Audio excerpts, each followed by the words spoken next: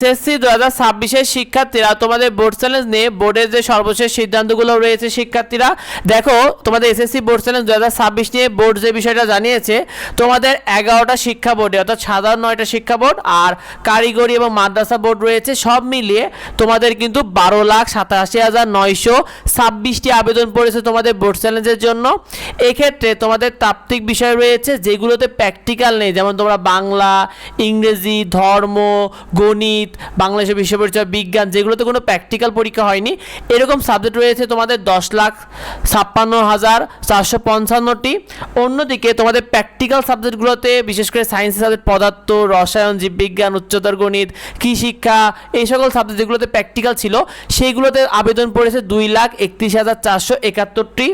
তো এখানে তোমাদের বোর্ড চ্যালেঞ্জের আবেদনে সাধারণ শিক্ষা বোর্ডগুলো রয়েছে তোমাদের প্রথমে ঢাকা বোর্ডের তাত্ত্বিক বিষয়গুলোতে 2,77,665টি আবেদন পড়েছে। বিপরীতে প্র্যাকটিক্যাল সাবজেক্টগুলো বিশেষ করে সায়েন্সের সাবজেক্টগুলোতে যেমন পদার্থ, রসায়ন, এই সাবজেক্টগুলোতে 58,012টি আবেদন পড়েছে। তোমরা যারা কুমিল্লা বোর্ডে রয়েছে তোমাদের তাত্ত্বিক বিষয়গুলোতে 91,494টি আবেদন পড়েছে, যেমন বাংলা, ইংরেজি, গণিত। আর প্র্যাকটিক্যালগুলোতে তোমাদের অর্থাৎ সায়েন্সের সাবজেক্টগুলোতে বিশেষ করে 21,117টি আবেদন পড়েছে। তোমরা যারা রাজশাহী বোর্ডে রয়েছে তোমাদের তাত্ত্বিক বিষয়ে 98,710টি আবেদন পড়েছে, যেখানে প্র্যাকটিক্যালে তোমাদের আবেদন পড়েছে 23,518টি আবেদন। যেখানে তোমরা যশোর বোর্ডে রয়েছে যশোর বোর্ডের শিক্ষার্থীর তাত্ত্বিক বিষয়ে আবেদন পড়েছে 74,717টি, যেখানে প্র্যাকটিক্যাল অনুযায়ী তোমাদের আবেদন পড়েছে 16,342টি। চট্টগ্রাম বোর্ডে তোমরা যারা রয়েছে তোমাদের চট্টগ্রাম বোর্ডের তাত্ত্বিক বিষয় রয়েছে 1,14,706টি আবেদন পড়েছে, যেখানে ব্যবহারিক বিষয় বিশেষ করে সায়েন্সে পদার্থ, রসায়ন, জীববিজ্ঞান, অন্যদিকে কৃষি শিক্ষা রয়েছে, হায়ার ম্যাথ রয়েছে, এখানে আবেদন পড়েছে 22,000-এর বেশি আবেদন।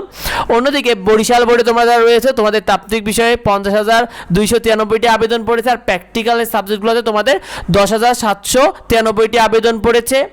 এরপরে তোমাদের সিলেট বোর্ডে তোমাদের তাত্ত্বিক বিষয়ে 50,000-এর উপর আবেদন পড়ে গেছে, আর প্র্যাকটিক্যালে তোমাদের 10,264টি আবেদন পড়েছে। দিনাজপুর বোর্ডে তোমাদের তাত্ত্বিক বিষয়ে 89,000-এর উপর আবেদন পড়ে গেছে, আর প্র্যাকটিক্যালগুলোতে 21,974টি আবেদন পড়েছে। ময়মনসিংহ বোর্ডে তোমাদের তাত্ত্বিক বিষয়ে 71,000 আবেদন পড়েছে, আর প্র্যাকটিক্যালগুলোতে 16,000-এর বেশি আবেদন পড়েছে। তোমরা যারা ময়মনসিংহ বোর্ড থেকে আবেদন করেছো, তুমি কোন বোর্ড থেকে আবেদন করেছো বোর্ড চ্যালেঞ্জে অবশ্যই কমেন্টে আমাদেরকে জানিও। আর অন্যান্য যে বোর্ডগুলো রয়েছে বিশেষ করে মাদ্রাসা বোর্ডে এগুলোতে তাত্ত্বিক বিষয় রয়েছে তোমাদের 1,03,000-এর উপর আবেদন পড়েছে, আর প্র্যাকটিক্যালগুলোতে তোমাদের প্রায় 13,000 আবেদন পড়েছে। অর্থাৎ প্র্যাকটিক্যাল বলতে তোমাদের কিন্তু সায়েন্সের সাবজেক্ট পদার্থ, রসায়ন এগুলোর কথা বলা হচ্ছে শিক্ষার্থী। আর কারিগরি বোর্ডে তাত্ত্বিক বিষয়ে 34,000 আবেদন পড়েছে, আর প্র্যাকটিক্যাল বা ব্যবহারিক যে অংশগুলো ছিল সেগুলোতে তোমাদের 6,909টি আবেদন পড়েছে। এত আবেদন পড়ার কারণে শিক্ষামন্ত্রী কিন্তু জানিয়েছেন যে তারা খাতা পুনর্মূল্যায়ন করা অসম্ভব, এই জন্য তারা নতুন নীতিমালা করবে।